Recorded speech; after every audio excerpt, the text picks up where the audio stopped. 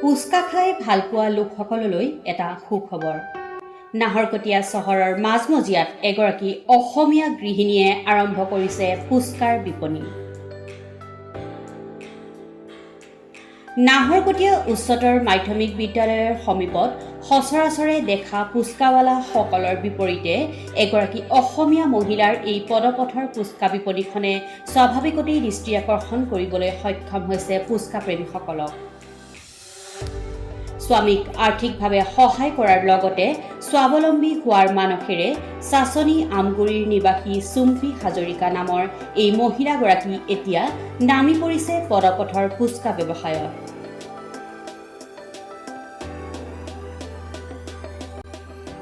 আহকচোন সমাজৰ বাবে ইতিবাচক চিন্তাৰে আগবাঢ়ি অহা এই অসমীয়া মহিলাগৰাকীৰ বিপণীখনত পুচকাৰ সোৱাদ লোৱাৰ লগতে তেওঁৰ যাত্ৰাত আমি সহযোগ কৰোঁ।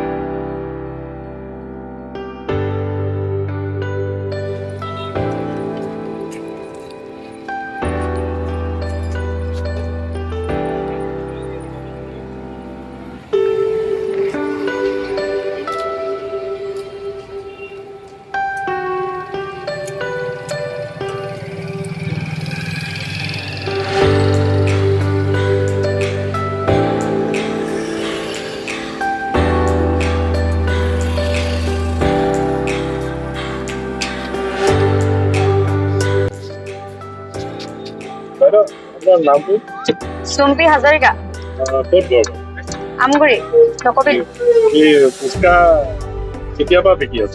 আজি 5 দিন আছে, মঙলবাৰৰ পৰা বিকিছো। মনলে কেনেকে আহিলে মানে পুচকা বিকি?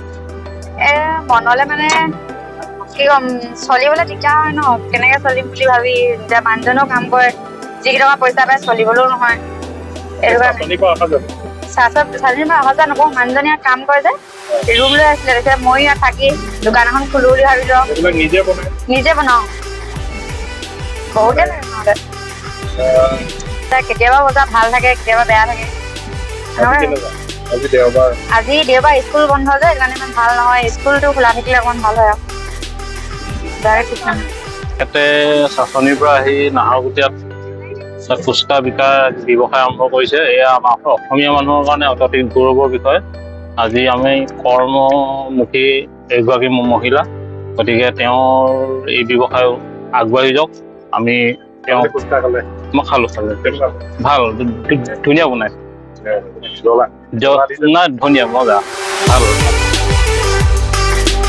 নিউজ ডেস্ক ৰিপৰ্ট, নাহৰকটীয়া সংবাদ।